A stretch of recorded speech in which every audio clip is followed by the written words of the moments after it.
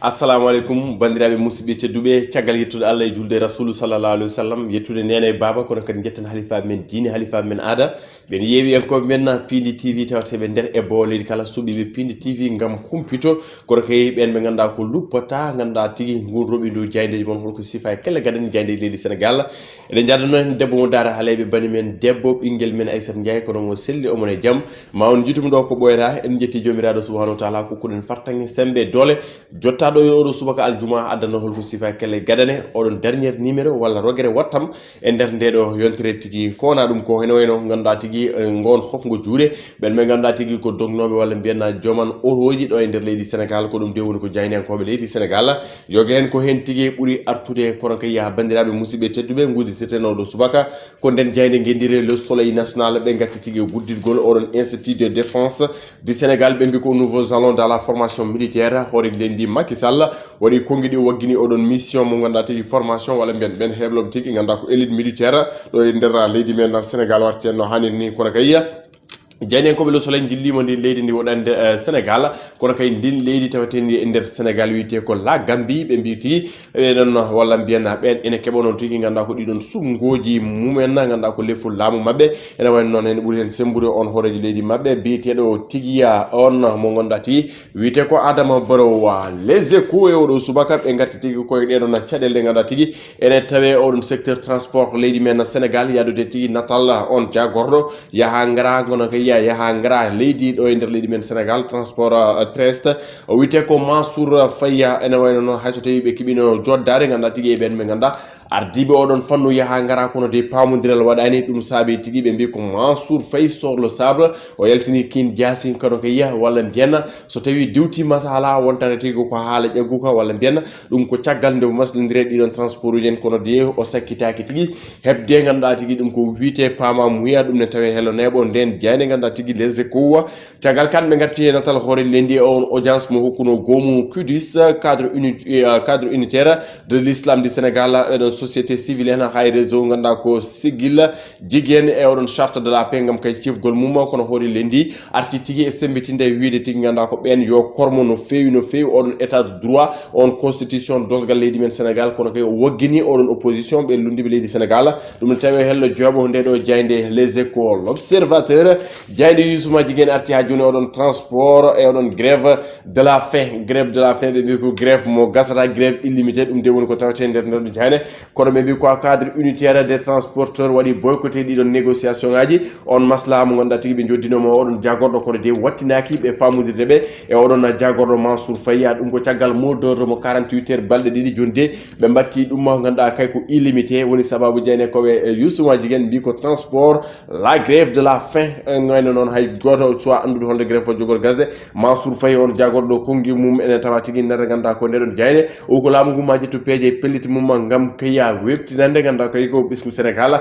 yaha ngara mumen ɗum kay ko caggal nde donki famodirde ɓeɗon kanen tawe nder hello neeɓo jooɓo nde jayne tigui ganduɗa ko l'observateur e hello mabɓe tataɓo ɓe garti tigui e ɓen ɓe ganduɗa kayya koye alhaali Djibril Ngoma ene wayno noon on opposition leydi Sénégal waɗi traduire président Macky Sall devant la haute cour de justice Yewwi Askani ɓene wondi mumen nene ɗiɗon démarche uji ɗum ko caggal nde Djibril Ngoma on gonnoɗo mandataire mabɓe to Matam Jamfiɓe gartene jayde vox populi ɓe mbi ko alhaali ɓeɗo no ganduɗa tigui dognoɓe wonɓe yaha ngara ganduɗa kay leydi men Sénégal ha joni de ne jagguno kono kay ko nouvelle walla mbiyen kabaru mo welani wonande ɓesgu Sénégal on tournir illimité mo ganduɗa tigui ɓe mbaɗi ɗum confirmé wonde te goɗon hofgo juuɗe ɓe gandani jogori gasoyde sowona tigui ganduɗa ko ɗum ɗon caɗele mabɓe ñawde ala tigui jeewo haɓe jatiri caggal e ɗen pelliti ɗeɓe ƴetti yo laamu ngu ganduɗa ko webtin gonka mabɓe kawma ɗum ko kay ɗino toji jaga ka rapide hay bisoji tigui koɓe garɓe ɗum ɓe mbi ko Mansour Faye intraitable ko guima ko suutiɗon o wi ko ɓen ganduɗa tigui dognoɓe leydi Sénégal ko kanko de goto woni bawɗo ɗumen heɗade saabu tigui ganduɗa ko kanko woni dande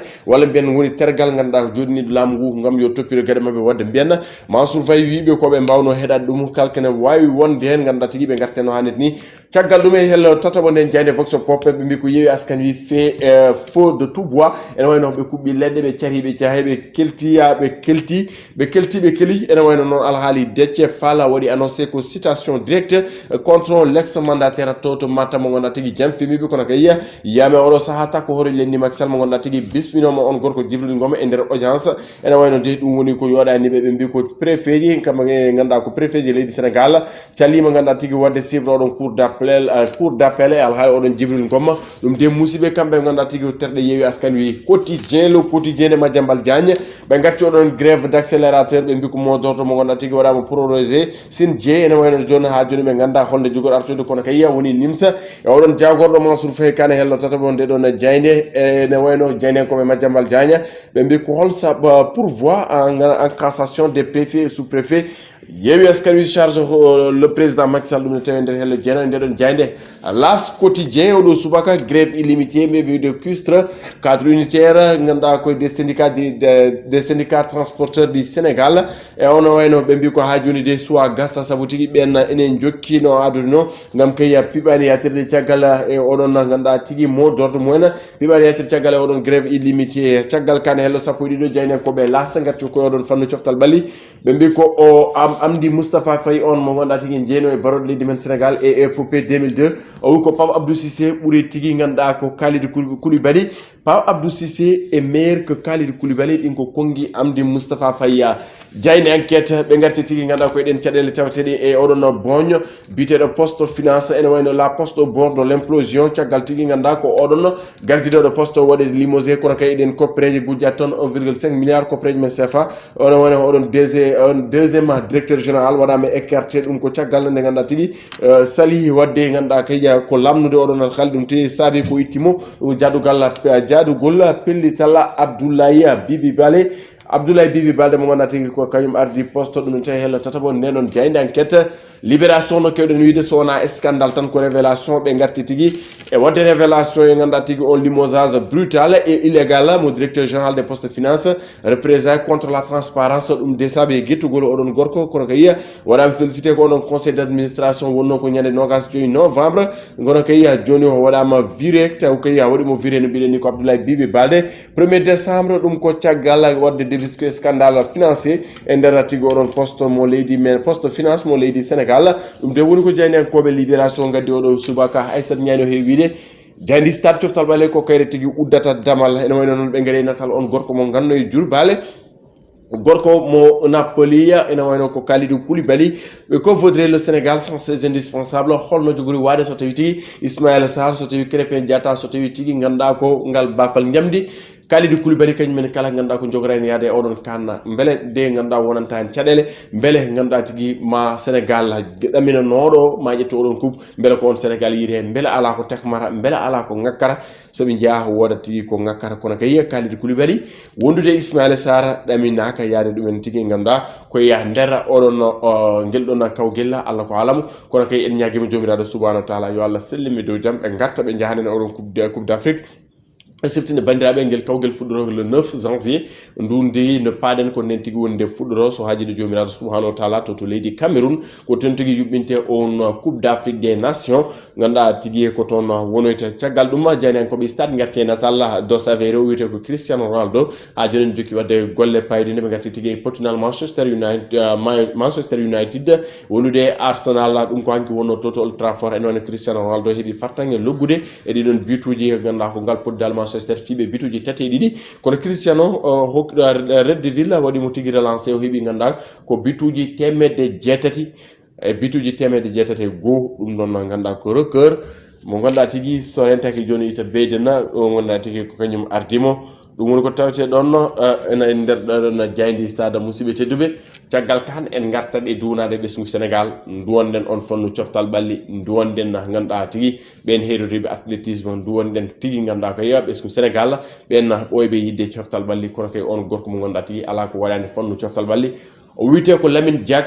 on gorko yalti aduna e jamma beɗo e nder galle makko ɗo e nder Dakaru to Mermoz ko ton tigi yalti aduna duuɓi capanɗe jeetate luttude balɗe ko ɗon tigi ganduɗa ko Allah hanni oɗon jamma ganduɗa ko alkamis beɗɗo woni wattam mo Lamine Diack e dow leydi o woni maire mo Dakar o woni président ganduɗa ko fédération d'athlétisme africaine o woni président comité o woni ganduɗa ko président antidopage e gueɗe mbaɗe noon Lamine Diack ko ɗo Allah hanni ala ko gollaki e fannu coftal ɓalli kono kadi o woni maire mo Dakar 1978 ganduɗa tigui ko kanko ardino toon o waɗi hen golle paydinde ganduɗa tigui o heftinama e oɗon fannu politique kono kay e oɗon fannu coftal ɓalli no hannirta ni caggal incident ji walla mbiyen caɗele ɗe dañjuno tigui ganduɗa e goomuji ganduɗa ko wonde caggal leydi alhaali anti dopage oɗon no ganduɗa tigui ngel ɗon kawguel juɓɓinogel toto réussi addimo caɗele no fewi kono ganduɗa ko sénégalais ene yiiɗi sénégalais hono mum ngal ɗon leegal Médina kadi ala ko gollanani ɗum ɓen tabi ganduɗa ko joɓinimo kalis oɗon tigi mo ganduɗa ko laamu leydi France fawino e makko o heeɓi fartange artuɗo ɗum ɓoyani kono joni Allah yaltinimo aduna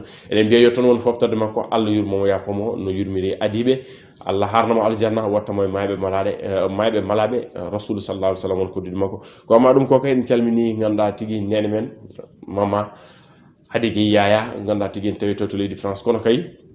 e duwnademo kankone e Sankare ganduɗa tigui babmen Sankare ganduɗa kay ko jinnaɗo men mammen ganduɗa ko tigui woni jinnaɗo debbo on mo ganduɗa tigui Mamoudou Soma Dia jinnaɗo makko yalti aduna en duwoni mom no hannit ni e ganduɗa koye inde dow inde Kardiatou Gueye inde ganduɗa ko mama Kardiatou Gueye Yaya faade ɓesgu pulago foof nde won noon ganduɗa tigui ganduɗa ko Mamoudou Soma Dia waɗini golle paydinde faade leñol pulata kono kay ne jokki wadde golle paydinde e duusi goɗon leñol e yewtude ɗum no hannit ni wadde mbiyen rende fulɓe kala duuni momo e nden ustare oɗon jinnare makko yo toon won foftorde makko yo duuso ɓooy eɗen wiye tigui ganduɗa ko yo barke mabɓe hedde e ko goppi ya barke salatul fati Mamoudou Soma Dia min joni mama min duwinima leñol pulata kala nde wonnon sa yarama ko leñol pulata yara sa sunima ko leñol pulata suni mama Hady Gueye Yaya e dow konngol mum jettinden oɗon duwaw caggal ɗum en calmini tigui yeeɓiyankoɓe men tawateɓe nder bo leydi ko noon tigui ɗo kaddeten reɓendu jayndeji altine wonata aadi men so haajiɗo jomiraɗo subhanahu wa taala to caméra to wonno toon ko Ali Fall gonna tigui e montage o ko kanko tigui ɗo e haalirde nde ko Moussa Niang bandiraɓe musidɓe tedduɓe yallah hokku en yiide altine so haajiɗo rasul sallallahu alaihi wasallam so haajiɗo Allah min mbiɓe juma mubarak yallah hokku en ganduɗa tigui barke oɗo ñalawma kono kay Allah jaɓanen kala ko julɗen dewɗen Allah mbaɗɗen e moƴƴereji e nder ndeɗo yentere ko gofɗen Allah gofɗen hen Allah taariɗen yo yaafo en ɗum bandiraɓe musidɓe tedduɓe yallah hokku en jalde dow